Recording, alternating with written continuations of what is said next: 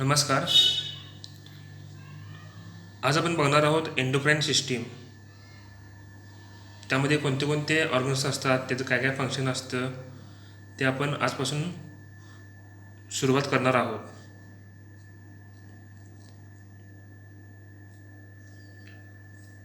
आता आपली जी बॉडी असते त्याचे सर्व जे फंक्शन्स असतात किंवा ज्या फिजिओलॉजिकल ॲक्टिव्हिटीज असतात त्या कंट्रोल करण्यामध्ये मुख्य दोन घटक असतात, दोन सिस्टीम असतात. एक म्हणजे नर्वस सिस्टीम आणि दुसरं म्हणजे endocrine system.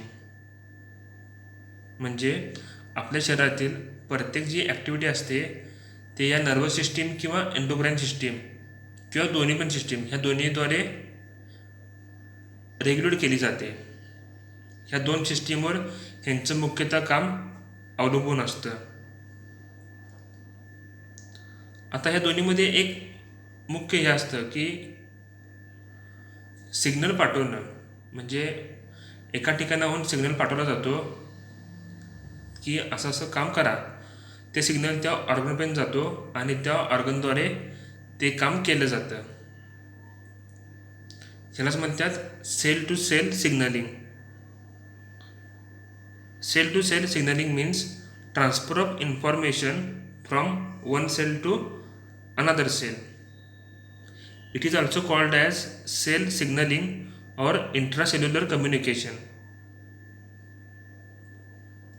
And all the cells in the body communicate with each other through some chemical substances called as chemical messengers. म्हणजे शरीरातील प्रत्येक जे काही सेल्स असतात ते एकमेकांद्वारे ह्या केमिकल मेसेंजरच्या माध्यमातून संपर्कात असतात आणि त्याद्वारे एकमेकांना सिग्नल पाठवला जातो किंवा सिग्नल घेतला जातो. The chemical substances are the main substances which are involved in cell signaling, and these messengers are mainly secreted by endocrine glands. Some of them are secreted by nerve endings and the cells of the several other tissues also. म्हणजे यातले काही जे messenger असतात ते endocrine ग्लँडद्वारे secret केले जातात, काही nerve एंडिंगद्वारे secret केले जातात, तर काही स्पेसिफिक टिश्यूद्वारे त्यांचं सिक्रेशन होतं.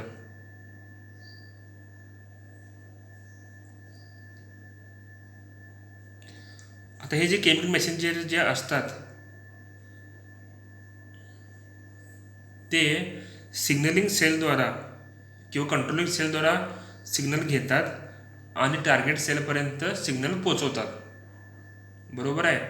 म्हणजे केमिकल मेसेंजर जे असतात ते कंट्रोलिंग सेल किंवा सिग्नलिंग सेल ह्याच्याकडून सिग्नल घेतात आणि टार्गेट सेलपर्यंत तो सिग्नल पोचवतात.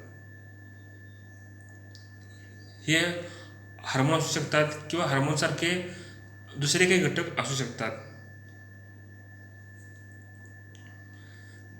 आता बघूया आपण classification of chemical messengers. There are mainly two types. One is classical hormones secreted by endocrine glands, and second is local hormones secreted by other tissues. म्हणजे मुख्य ज्या ग्रंथी असतात त्यामधून जे सिक्रेशन होतं they R classical hormones.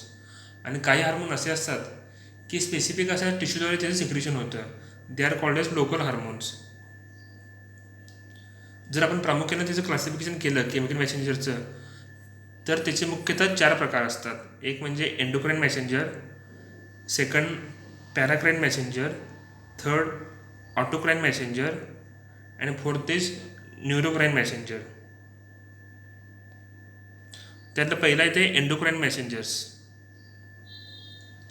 The endocrine messengers are the classical hormones. मग असेच बघितलं आपण की जे स्पेसिफिक ग्लँडद्वारे सिक्रेशन होतं they are called as classical hormones. These endocrine messengers are synthesized by endocrine glands and transported by blood to the target cells और organ और टिश्यू. आता बघितलं आपण की जर आपण डायग्राममध्ये बघितलं या की एंडोक्राइन ग्लॅन्डमधील सेलद्वारे ह्यांचं सिक्रेशन होतं आणि ते सिक्रेशन झालं की ते ब्लडमार्फत रक्तामार्फत त्यांचं वहन होतं, ट्रान्सपोर्ट होतो आणि ते टार्गेट सेलपर्यंत पोचतात आणि तिथे त्यांची जी काय असेल ते ॲक्टिव्हिटी त्यांची करून घेतली जाते. जर आपण एक्झाम्पल उदाहरणं बघितली तर ग्रोथ हार्मोन, इन्शुलिन ह्यांचं काम ह्यासारखं असतं. म्हणजे काय करतात थोडक्यात, ह्यांचं ग्लॅन्डमध्ये सिक्रेशन होतं, ब्लडमार्फत ह्यांचं ट्रान्सपोर्ट होतं आणि त्या सेलमध्ये पोचून आपापलं काम करतात. These are called as endocrine messengers. Then next is paracrine मॅसेंजर्स.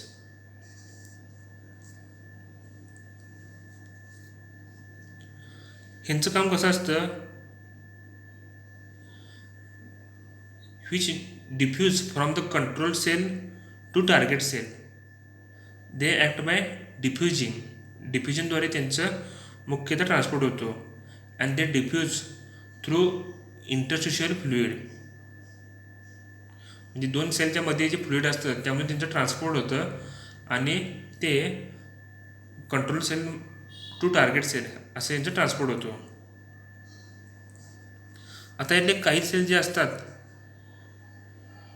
ते लगेच नेबरिंग टिश्यूमध्ये किंवा नेबरिंग टार्गेट सेलमध्ये जातात आणि तिथे आपल्या ॲक्टिव्हिटी करतात.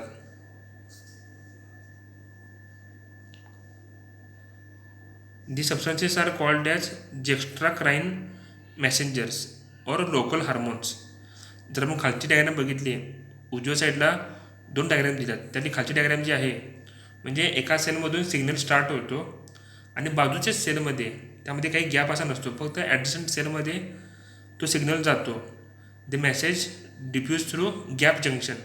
त्याला गॅप जंक्शन असं म्हटलं जातं. This are called as juxtacrine messenger. आणि इतरही कसं होतं, सिग्नलिंग सेलद्वारा सिग्नल पाठवला जातो. It is transported through interstitial fluid आणि तो टार्गेट सेलपर्यंत पोचून तिथं आपली ॲक्टिव्हिटी करतो. यांची उदाहरणं बघितली तर प्रोस्टाग्लांडिन किंवा हिस्टामाइन ही यांची उदाहरणं असतात पॅराक्राइन मॅसेंजरची. The next is autocrine messenger. Autocrine messenger म्हणजे काय की these messengers control the source cells which secrete them. म्हणजे ज्या सेलमधून यांचं सिक्रेशन होतं त्याच सेलला ते कंट्रोल करतात, त्याची ॲक्टिव्हिटीज पूर्णपणे कंट्रोल केली जाते. So this messengers are also called as intracellular chemical mediators. म्हणजे ज्या सेलद्वारे त्यांचं सिक्रेशन होतं त्याच सेलचं कंट्रोल ते स्वतः करतात. उदाहरण घेतलं तर आपण ल्युकोट्राइन्स ह्यामध्ये बघता येईल आपल्याला. ते नेक्स्ट इज न्यूरोक्राइन मॅसेंजर्स. तर यामध्ये पुन्हा मुख्य 2 प्रकार असतात. एक म्हणजे न्यूरोट्रान्समीटर आणि न्यूरो हार्मोन. न्यूरोट्रान्समीटर म्हणजे it is a endogenous signalling molecule that carries information from one nerve cell to another nerve cell or muscle or other tissue. जेव्हा एखादा मॅसेंजर हा इन्फॉर्मेशन कॅरी करतो from one nerve cell to other nerve cell किंवा दुसऱ्या मसलपर्यंत किंवा दुसऱ्या टिश्यूपर्यंत, it is called as neurotransmitter. जर उदाहरणं बघितली तर ॲसिटिल कोलिन किंवा डोपामाइन ह्यामध्ये इन्क्लुजन होतं. म्हणजे नर्व एंडिंगमार्फत ह्याचं ट्रान्समिशन होतं ते दुसऱ्या टिश्यूपर्यंत किंवा मसलपर्यंत किंवा दुसऱ्या नर्व एंडिंगपर्यंत. आता न्यूरोमस्क्युलर जंक्शन म्हणजे काय? न्यूरो म्हणजे काय तर नर्व एंडिंग आणि मस्क्युलर म्हणजे काय मसल टिश्यू. त्यामध्ये जो गॅप असतो किंवा त्यामध्ये जो स्पेस असतो it is called as neuromuscular junction आणि त्यामधून ह्याचं वहन होतं. ते next is neuro hormone. It is a chemical substance that is released by the nervous cell directly into the blood. It is released by nervous cell directly into the blood and transported to a distant target cells. म्हणजे शरीरामध्ये एका ठिकाणी हे जे असतात मॅसेंजर्स हे release केले जातात नर्व एंडिंगद्वारे, आणि दुसऱ्या ठिकाणी जे टार्गेट सेल असतं तिथंपर्यंत ब्लडच्या मार्फत ह्यांचं ट्रान्सपोर्ट होतं आणि तिथं ते ॲक्टिव्ह होतात. जे दोन ह्याच्यामध्ये खूप अंतर असू शकतं. जर आपण उदाहरणं बघितली तर oxytocin, ADH anti diuretic hormone यामध्ये यांचा समावेश करता येईल.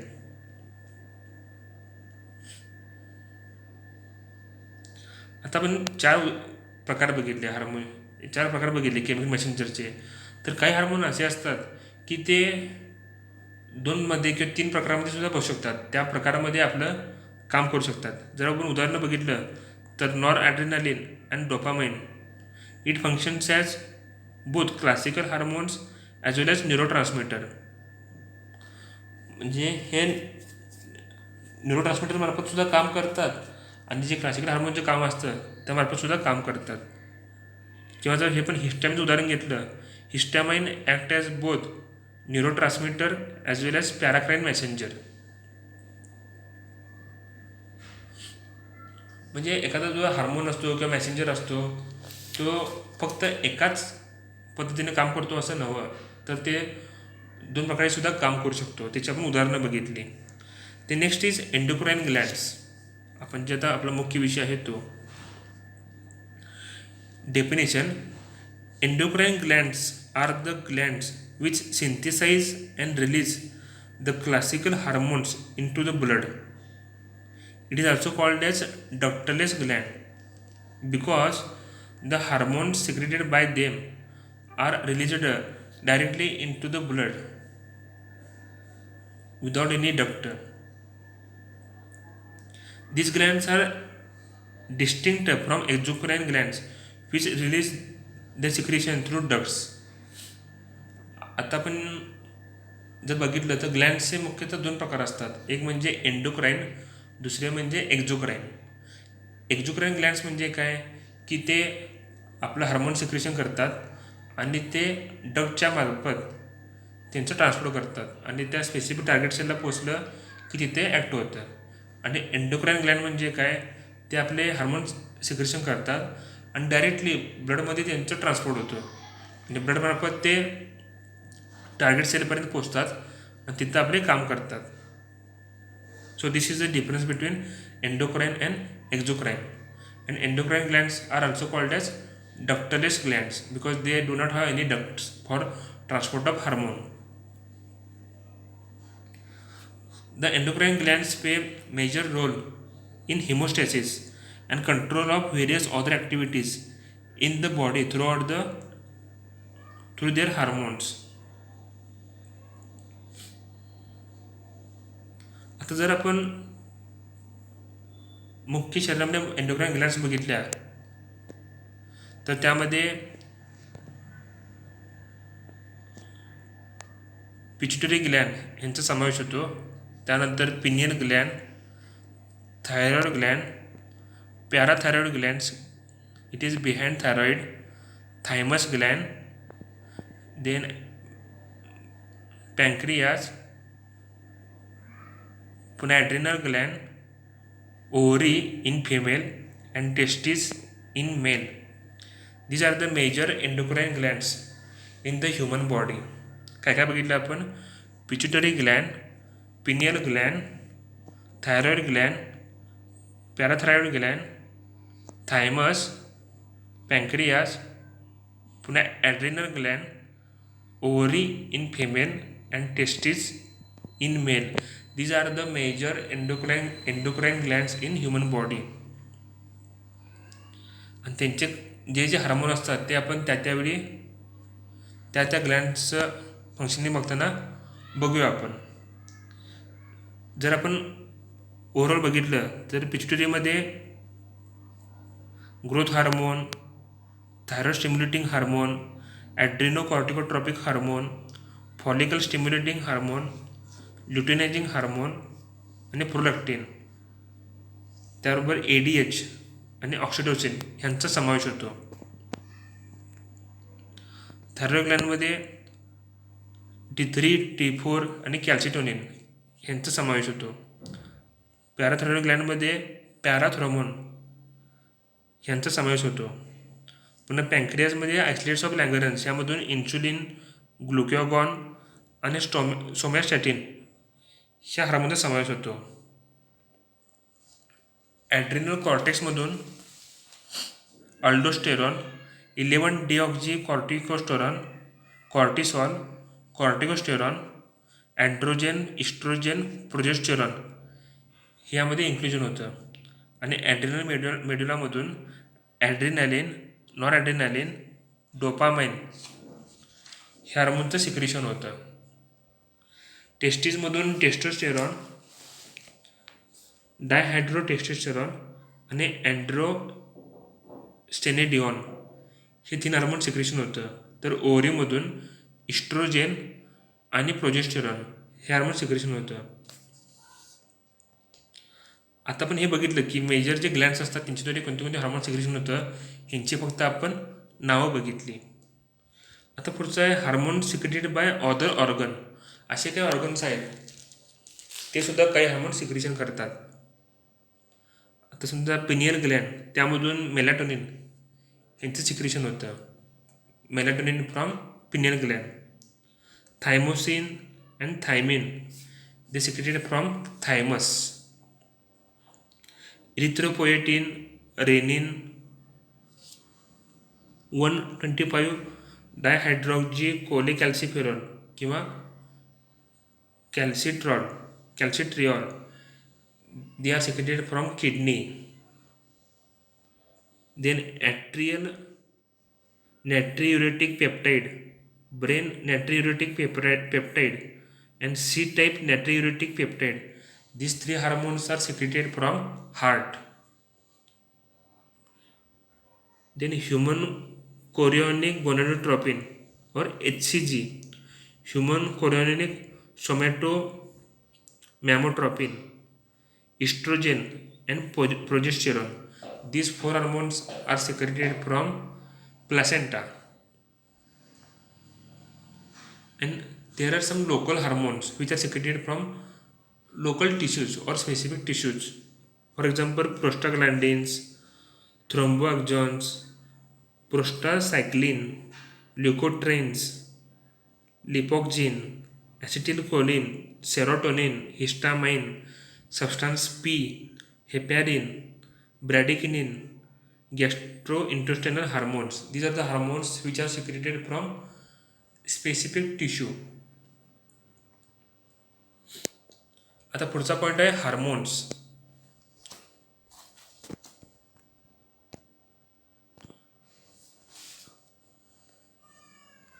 आपण मगाशी हार्मोनची व्याख्या बघितली. A hormone is defined as a chemical messenger synthesized from endocrine glands and transported by blood to the target organs or tissues. Hormone म्हणजे काय थोडक्यात की ज्यांचं एंडोक्राइन ग्लॅन्डद्वारे सिक्रेशन होतं आणि ब्लडच्या मार्फत टार्गेट सेलपर्यंत त्यांचं वहन केलं जातं आणि तिथे त्यांचे ॲक्शन होते. These are called as hormone.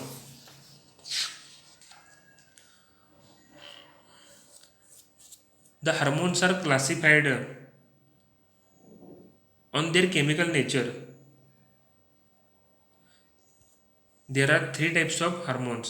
One is steroid hormones, second is protein hormones, and third is derivatives of amino acid. त्यातलं पहिलं steroid hormones means steroid hormones are the hormones formed from cholesterol or its derivative. त्यांचं जे secretion होतं they formed from cholesterol or its derivative. Example बघितलं तर आपण adrenal cortex किंवा गोनॅड्स किंवा प्लॅसेंटा ह्यांच्याद्वारे जे सिक्रेशन होतं these all are steroidal hormones.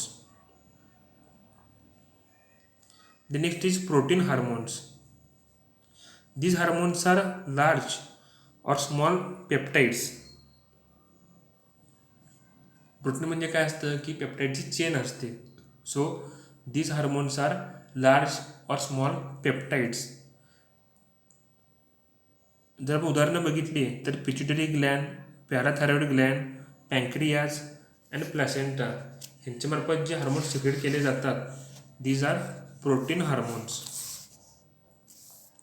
And next is derivatives of amino acid or tyrosine. These are derivatives of amino acids. जर आपण उदाहरणं बघितली तर थायरॉइड हार्मोन किंवा adrenal medullary hormone they all R the derivatives of amino acids or tyrosine. आता पुढचा point आहे hormonal action. आपण आता ग्लँड म्हणजे बघितले कोणते कोणते मेजर ग्लँड्स असतात ते बघितले, त्यांच्या हार्मोनची नावं बघितली, हार्मोनची आपण डेफिनेशन बघितली.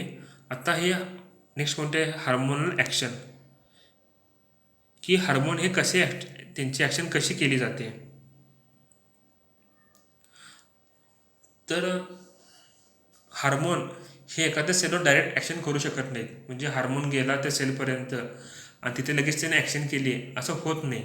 देर is a some procedure which has to be followed by the hormone. First the hormone combines with transmembrane receptors present on the target cells and it forms a hormone receptor complex,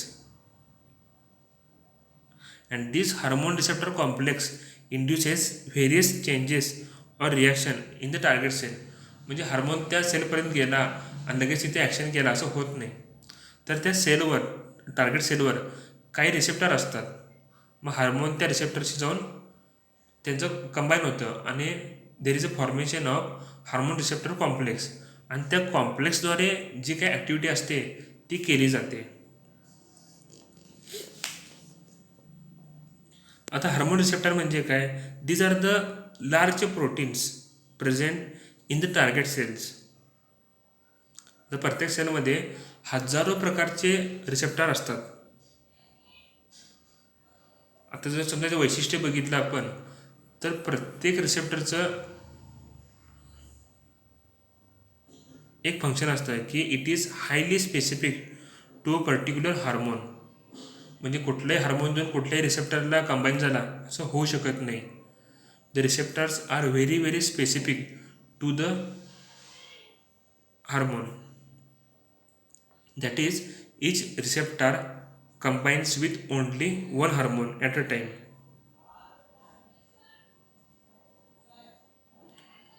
ह्याचा अर्थ काय होतो की hormone तेव्हाच act होऊ शकतात जेव्हा त्या सेलवर तो स्पेसिफिक रिसेप्टर प्रेझेंट असेल.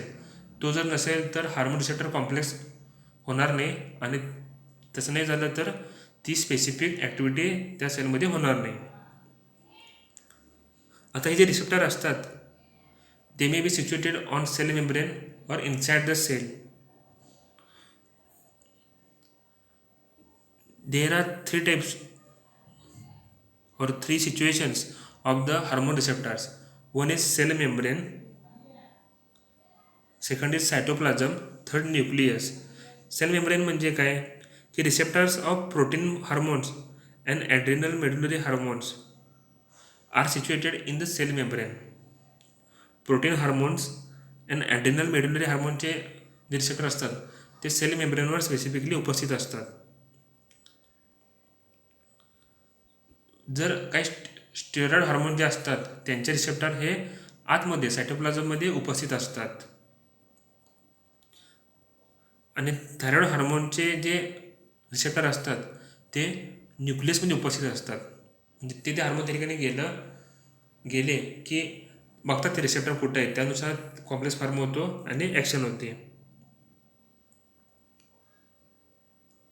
आता हे जे रिसेप्टर जे असतात त्यांची अशी संख्या फिक्स नसते. म्हणजे एखाद्या समजा सेलवर 1000 रिसेप्टर आहेत अशी संख्या फिक्स नसते. It may increase or decrease. They are not static components in the cell. आता त्यानुसार पुन्हा त्याचे प्रकार पडतात. जेव्हा एखादा हार्मोन हा एक्सेसमध्ये सिक्रेशन केलं जातं तेव्हा त्या रिसेप्टरची संख्या कमी होते. It is called as down regulation. आणि जेव्हा हार्मोन हे कमी प्रमाणामध्ये सिक्रेशन केलं जातं तेव्हा रिसेप्टरची संख्या वाढते. It is called as up regulation.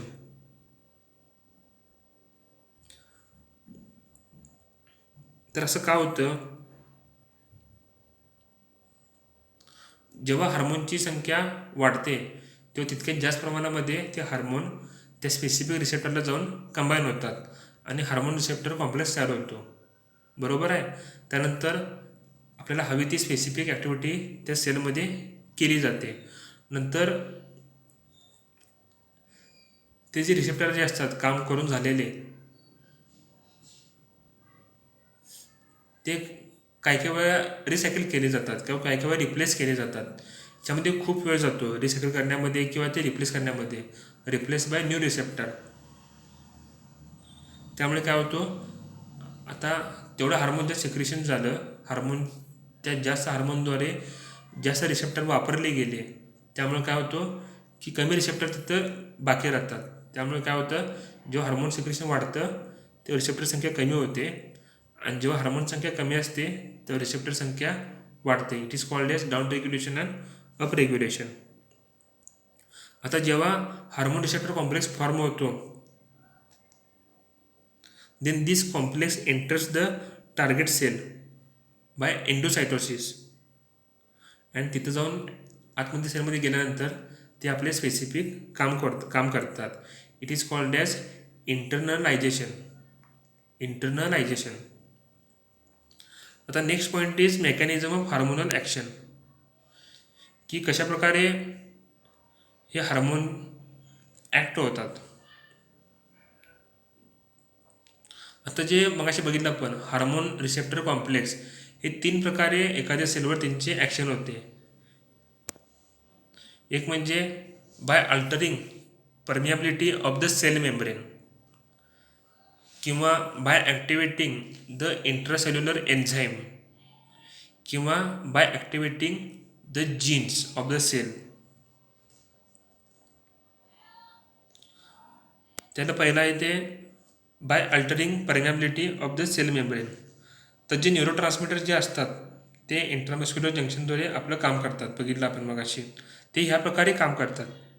ते काय करतात की जी काय परमिएबिलिटी असते सेल मेम्ब्रेनची ती बदलतात. The neurotransmitter substance in a synapse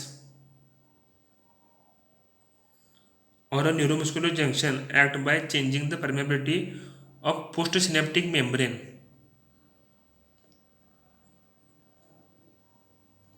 म्हणजे जर आपण डायग्राममध्ये बघितलं पुढचं जे असतं पोस्टसिनॅप्टिक मेम्ब्रेन त्यामध्ये बदल केला जातो. When an impulse reaches to axon terminal. आता आपण एक्झॉन दिसतोय येलो कलरचा, त्याच्या टर्मिनलपर्यंत काय होतो, सिग्नल पास होतो. त्यानंतर तिथे ॲसिटिलकोलिन नावाचं हार्मोन सिक्रेट केलं जातं. आता जे ॲसिटिलकोलिन जे असतं it moves through presynaptic membrane then synaptic cleft then and reaches the postsynaptic membrane. म्हणजे टर्मिनलपासून ते प्रिसिनॅप्टिक मेम्ब्रेन, सिनॅप्टिक क्लेफ्ट आणि पोस्टसिनॅप्टिक मेम्ब्रेनपर्यंत त्यांचं ट्रान्सफर केलं जातं. आणि त्याच्या आतमध्ये त्या मसलमध्ये there is a receptor. Then it combines with the receptor on the membrane and forms the hormone receptor complex.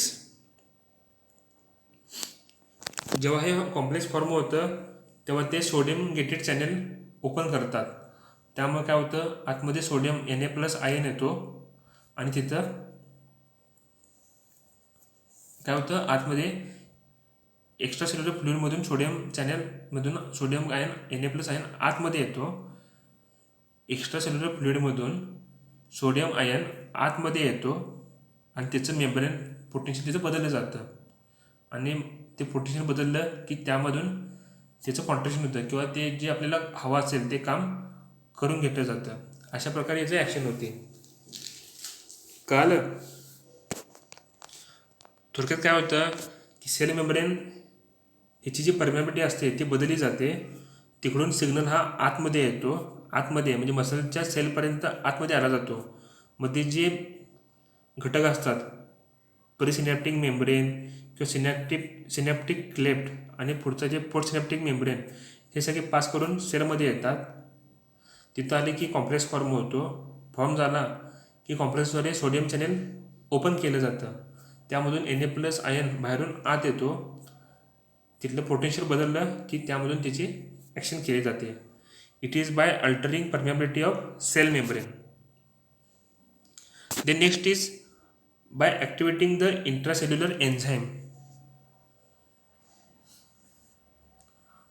जे काही प्रोटीन हार्मोन्स असतात किंवा कॅटेकोलामाइन यांची ॲक्शन ह्याद्वारे केली जाते.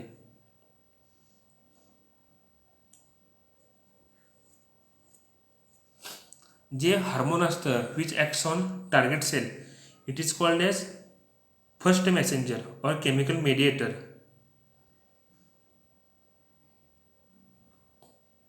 आता हा जो हार्मोन असतो it is called as first messenger. तो सेलपर्यंत पोचतो आणि तिथं हार्मोन रिसेप्टर कॉम्प्लेक्स फॉर्म होतो. आणि त्यामुळे काय होतं, त्या सेलमध्ये जे एन्झाईम्स असतात ते ॲक्टिवेट केले जातात. आणि त्यामधून ॲक्टिवेट झालं then there is a formation of another substance called as second messenger or intracellular hormone mediator. आणि त्या जो सेकंड मेसेंजर असतो त्याद्वारे जी आपल्याला एक्सपेक्टेड जी ॲक्टिव्हिटी असते ती केली जाते. कळालं?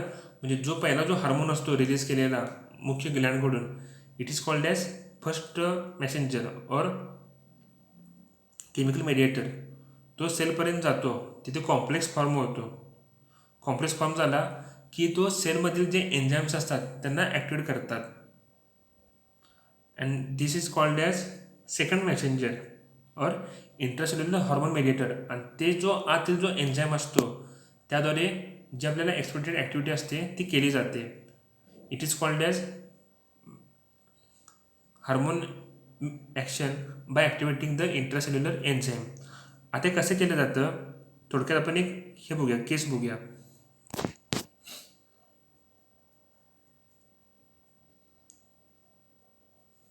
आता एक हार्मोन आहे, बरोबर आहे, आपण डायग्राममध्ये बघतो स्टेज 1च्या खाली लिहिलेलं आहे हार्मोन.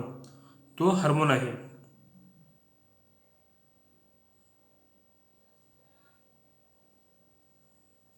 तो हार्मोन ECFमध्ये म्हणजे एक्स्ट्रासेल्युलर फ्लुइडमध्ये असतो. तो सेलपर्यंत आला, बरोबर. आता आर म्हणजे काय तर रिसेप्टर. तो हार्मोन जो असतो तो रिसेप्टरपर्यंत आला. आता जे टार्गेट सेल असतात त्याच्या मेम्ब्रेनमध्ये रिसेप्टर प्रोटीन हे अटॅच असतात आणि त्या रिसेप्टरलाच जी प्रोटीन म्हणून नावाचं एक प्रोटीन असतं.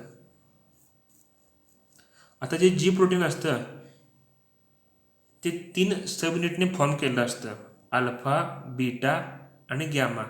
आता आरच्या खाली जे 3 दिसतात it is called as G protein. It is formed by 3 subunit alpha, beta and gamma. आणि त्यामध्ये जो अल्फा जो असतो सब युनिट तो व्हेरी ॲक्टिव्ह असतो, तो मुख्यतः सगळं काम हा करत असतो.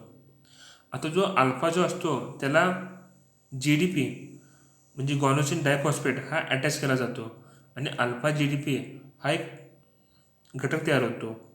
आणि त्याची बीटा आणि gamma they also reunite to form beta gamma dimer. म्हणजे यामध्ये 2 मुख्य घटक असतात. एक म्हणजे अल्फा GDP हा एक घटक तयार होतो आणि बीटा गॅमा हा एक घटक तयार होतो.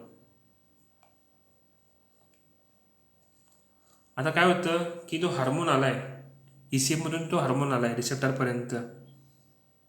तो हार्मोन रिसेप्टरला बाइंड होतो and then there is a formation of hormone receptor complex. त्यामुळे काय होतो तो जी प्रोटीन जो असतो ते ॲक्टिवेट होतो आतमधील सेलमधील. आता जी प्रोटीन ॲक्टिवेट झाला तेव्हा त्यामधील अल्फा आणि GTP हे घटक वेगळा होतो आणि बीटा आणि गॅमा हा वेगळा होतो. आणि हे करण्यामध्ये ॲडेनियल सायक्लेज हे हार्मोन मुख्य काम करतं.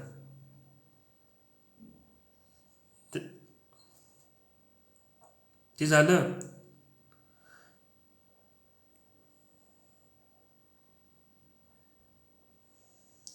आणि जे हे दोन घटक जे असतात, बीटा गॅमा एक घटक आणि अल्फा GTP हे एक घटक, हे जे दोन घटक असतात ते लगेच सेकंड एन्झाईम म्हणजे किंवा सेकंड मॅसेंजरला ॲक्टिवेट करतात. बरोबर. ह्याचं मुख्य काम तेच असतं की फक्त आतील जो एन्झाईम जो असतो त्याला ॲक्टिवेट करणं. ते ॲक्टिवेट झालं की लगेच पुन्हा GTP जो असतो त्यामधून एक फॉस्फेट बाहेर पडतो आणि लगेच पुन्हा त्याचं अल्फा GDP एक युनिट फॉर्म होतो आणि बीटा गॅमा एक युनिट फॉर्म होतो आणि पुन्हा तिची रिॲक्शन पुन्हा ते पहिल्या स्टेजमध्ये जसं आहे तशा कंडिशनमध्ये ते पुन्हा येतात. आता हे जे झालं, दोन घटक झाले बीटा गॅमा आणि alpha GTP, they activate the enzyme adenyl cyclase. It is present in cell membrane. आता सेल मेम्ब्रेनमध्ये जे असतं adenyl cyclase, it enters in to the cytoplasm of the cell. It converts ATP into the cyclic AMP. म्हणजे it converts adenosine triphosphate into cyclic adenosine monophosphate which is called as second messenger. आता जे cyclic AMP जे आहे तो म्हणजे झाला आपला second Messenger किंवा इंटरसेल्युलर हार्मोन मेडिएटर. आणि तो सायक्लिक AMP जो असतो तो आतमध्ये आणखी एक enzyme protein kinase A enzyme त्याला ॲक्टिवेट करतो आणि त्यामार्फत आपलं जे मुख्य जे काम असतं त्याला एक्सपेक्ट असणारं ते काम त्यामार्फत केलं जातं. म्हणजे काय असणार की contraction and relaxation of the muscle fibres किंवा alteration of the permeability of the cell membrane किंवा एखादा सबस्टन्स आतमध्ये सिंथेसाइज करणं किंवा एखादा सबस्टन्स सिक्रेशन करून तो रिलीज करणं किंवा आणखी काय आपण असेल फिजिओलॉजिकल ॲक्टिव्हिटी ती तयार करणं हे काम त्यामध्ये मुख्यतः केलं जातं. थोडक्यात तुम्हाला सांगतो आणि आता काय काय होतं यामध्ये. हार्मोन हा इसेबमध्ये ब्लडमार्फत एक्स्ट्रासेल्युलर फ्लुइडमध्ये असतो. तो सेल मेम्ब्रेनमध्ये रिसेप्टर जो असतो त्याच्या जवळ येतो आणि हार्मोन रिसेप्टर कॉम्प्लेक्स फॉर्म होतो. बरोबर आहे. त्यापूर्वी कसं असतं सेल मेम्ब्रेनमध्ये there is the presence of G unit. It is formed by alpha beta gamma आणि त्या अल्फाला GDP हा घटक अटॅच असतो. बरोबर आहे. आणि बीटा गॅमा हे घटक एकमेकांशी क्लोजली अटॅच असतात. आता जेव्हा हार्मोन रिसेप्टर कॉम्प्लेक्स फॉर्म होतो तेव्हा हा अल्फा GDP वेगळा होतो आणि बीटा गॅमा हा घटक वेगळा होतो. त्यामुळे काय होतं की ॲडेनियल सायक्लेज ह्या एन्झाईमला ॲक्टिवेट केलं जातं. It is called as second messenger. Then it induces conversion of adenosine triphosphate into cyclic adenosine monophosphate means ATP to cyclic AMP. Then it activates protein kinase A and it induces the expected action in the cell. अशा प्रकारे इतके घटक होऊन by intracellular enzyme hormone act होतं. आता हे झालं एक प्रकार. आणखी असं काही सेलमध्ये कॅल्शियम आयन आणि कॅल्मोडोलिन ह्यामार्फतसुद्धा काम केलं जातं. जे काही भरपूरसे हार्मोन्स आहेत ते कॅल्शियम आयन सिक्रेशन करतात आणि जे कॅल्शियम आयन जे असतं it act as second messenger along with another protein called calmodulin or troponin C. तर जे स्मूथ मसलमध्ये हे कॅल्मोडिन हे उपस्थित असतं आणि स्केलेटल मसलमध्ये ट्रोपोनिन C हे प्रेझेंट असतं. म्हणजे स्मूथ मसलमध्ये कॅल्मोड्युलिन आणि स्केलेटल मसलमध्ये ट्रोपोनिन C हे प्रेझेंट असतं. आता जेव्हा इम्पल्स येतो तेव्हा हे कॅल्शियम आणि कॅल्मोडुलिन ह्यांचं कॉम्प्लेक्स फॉर्म होतो. कॉम्प्लेक्स फॉर्म झाला की त्यामध्ये त्या स्मूथ मसलमध्ये ती ॲक्टिव्हिटी केली जाते. आणि स्केलेटल मसलमध्ये कॅल्शियम आणि ट्रोपोनिन सी ह्यांचं कॉम्प्लेक्स फॉर्म होतो.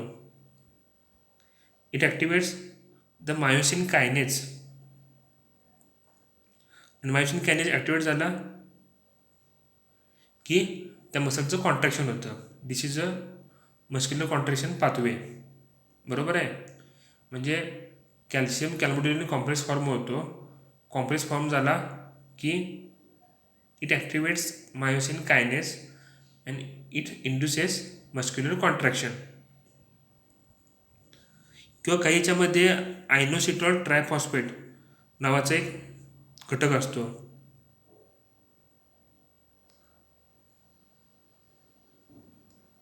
ते काय करतात, जेव्हा हार्मोन रिसेप्टर कॉम्प्लेक्स फॉर्म होतात तेव्हा ते फॉस्फोडायलिनो आयसोटेलो बिफॉस्फेट म्हणजे थोडक्यात PIP2चं IP3 म्हणजे आयनोसिटॉल ट्रायफॉस्फेट ह्यामध्ये कन्व्हर्शन करतं. आणि त्याद्वारे आपल्याला जे एक्सपेक्टेड ॲक्शन असते ती केली जाते. अशा प्रकारे हे इंट्रासेल्युलर एन्झाईमला ॲक्टिवेट करून हार्मोनल ॲक्शन होते. The next is by activating the gene.